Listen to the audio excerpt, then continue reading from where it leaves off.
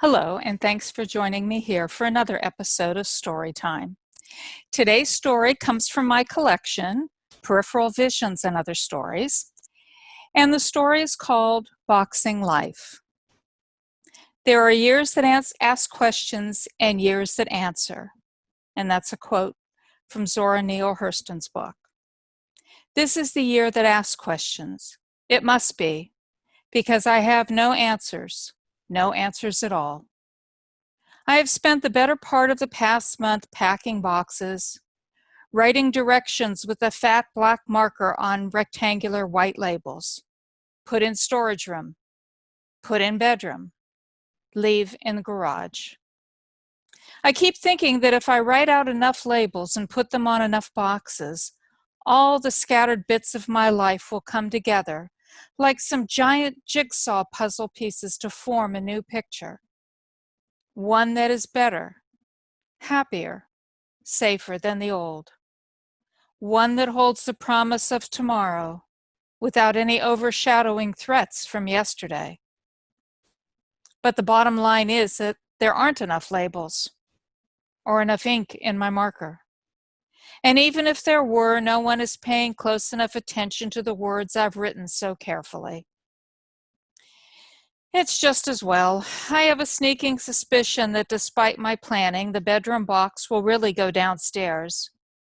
And the garage box will undoubtedly hold the very items I will be requiring first thing in the morning as I stumble around the unfamiliar kitchen, looking for a cup, a spoon, a bowl. I mold my hands around the chip mug as I sip my seventh cup of coffee. Despite the calendar announcing the month as July, it's chilly in the house this early in the morning.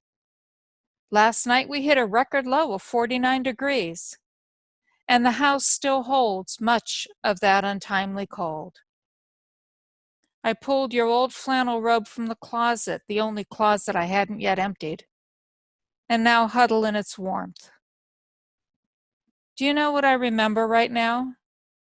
I remember how, before you came to share my bed, I used to have to pile blankets and comforters on top of me to keep warm. I was always cold in the winter. I wore long flannel nightgowns and knee socks every night. The first night you stayed, you told me at breakfast I looked like a little girl with my hair all which way and my socks bunched around my ankles. And when I went to make the bed, I found that all but one of the blankets had been kicked to the floor. I realized then that I hadn't been cold, not once, throughout that long, frozen January night. I had been warm as toast, warm as a cat's fur when she lies stretched out in the hot summer sun. Warm as a little child held safe and secure in her mother's arms. So warm, I thought never to be cold again. Questions. This started out about questions and the dearth of answers. Of course, I had all the typical questions. When? What happened? Why? Why me? The last, I am ashamed to say, was the one I repeated endlessly for weeks, until someone had the courage to answer, because things happen, because it was your turn, and that's just the way it goes. So I stopped asking, at least out loud, and instead did all the things I was supposed to do. Make coffee, make calls, make plans. Now I am packing boxes. Most of them are gone already. I gave away so many things. Things of yours, things of mine, things we had purchased together. The house is sold. The new couple will be in it tomorrow. They're a nice couple, young, with 2 children and a third on the way. She looks tired and he looks strained, but it's probably just the effort of moving to a new place and leaving the old one behind. And you always leave a piece of yourself wherever you have been. And that is just a short excerpt from the story, Boxing Life. I think part of what inspired it was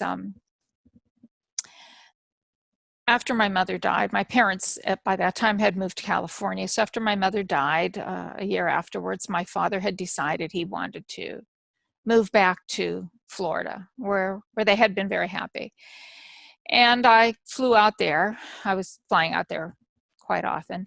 I flew out there to help him pack up boxes. And it was just the idea of packing boxes because, you know, in the course of packing up things, you know, I'd come across something that my mother had stowed away in the back of a closet somewhere, and I would say, Dad, do you want this? Is this something important to you? Is this something that you want, or should I add it to the garage sale? And you know, there were some things that had no particular connection for my dad, and he would say, "Fine, fine. I don't care. I don't want to take that back to Florida." Other things, oddly enough, he insisted on bringing back to Florida. I think one of the most telling things in a way, when my parents left Ohio to first move to Florida after my father retired, my mother loved to decorate with artificial flowers, and they moved all her artificial flowers to Florida. When my parents decided to move to California so my mother could get some treatment for her cancer and be near my sister, my mother insisted on bringing all those boxes of flowers, artificial flowers, to California. When it was time to pack up the California condo and move my father back to Florida, I said, "What do you want me to do with these flowers?" You know, I'm thinking Dad's going to say, "Oh, put them in the garage sale." He's like, "No, no, no. Pack them up, bring them to Florida." They came to Florida. They sat on his covered front porch, his enclosed front porch, for all the years he lived there. He never went into them. But it was important to him to bring them, I guess. Maybe in some way it was his way of bringing my mother with him wherever he went. I mean, you know, who knows? I probably have kept odd things over all my years that someone's going to look at when I'm dead and say, "Why did she keep this?" But you know, we do tend to do this. It is a way of boxing up memories, in tangible form. It is a way of boxing up bits and pieces of our lives, because you know, we live one life, but within that one life we have so many different lives, and some of them maybe we want to box up, put lots and lots of tape on them so we don't ever open them again, but yet we carry them with us. And other ones maybe we just fold the flaps over so that we can open it up easily and pull out things to transport us back to a time in our life that holds good memories. In this particular case, in the course of boxing up the possessions and making the move, and you'd have to read the story to understand why the move and what all the memories are that this particular move brings up.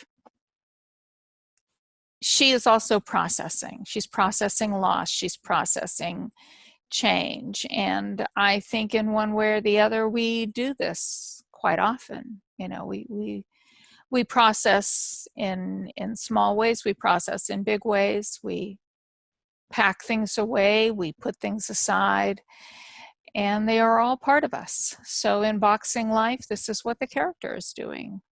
I hope the story intrigues you enough that you will want to read it in its entirety. If so, you will find it in Peripheral Visions and Other Stories. And I hope you will come back again and join me for another episode of Storytime, where I'll share another story from one of my collections. Thanks so much.